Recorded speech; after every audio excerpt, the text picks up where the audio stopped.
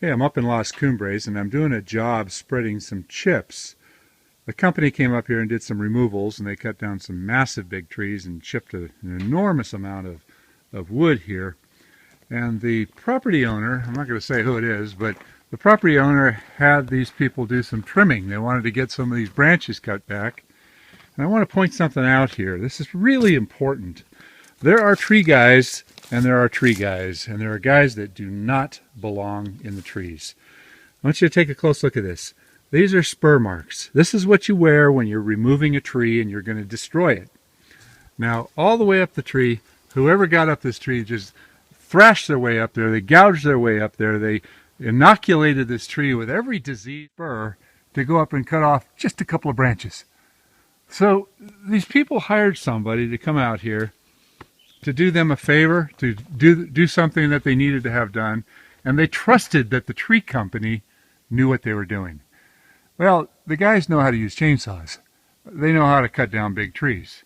But I tell you, if you hire these hack and slash companies to come out and trim your trees, and you wonder why the trees die, you can't be spreading the diseases from one tree to the next, to the next, to the next, and you can't be gouging your way up the trees. It's recognized in the industry that that is not correct. You know, you say, well, how do you get up there? I'd be up that tree in less than 5 minutes. I'd throw my rope, I'd be up there, I wouldn't do any damage to the tree except for the cuts that I made, and there's tree guys everywhere that know how to do that. So please, if the guys that are doing your tree work put on a pair of spurs and start going up to trim your trees, fire them immediately, or say stick to just the removals. Here's another big pile of chips here that I've got to spread. And I noticed that while they were here cutting trees down, I see some trees that needed to be pruned. Now the people said, could you get those dead branches out of there? And I'll bet you $1 that they used spurs and went straight up this tree and just went wham, wham, wham, cut off all those branches all the way up and came back down. And there they are. I see all the spur marks all the way up and down.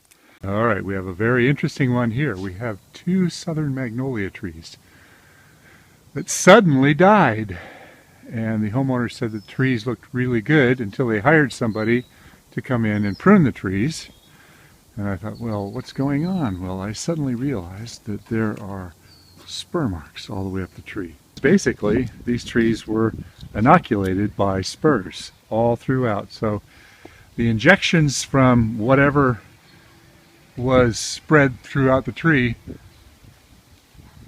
coincidentally led to their quick demise. This one's not quite dead yet, but you can clearly see that this tree was also spurred.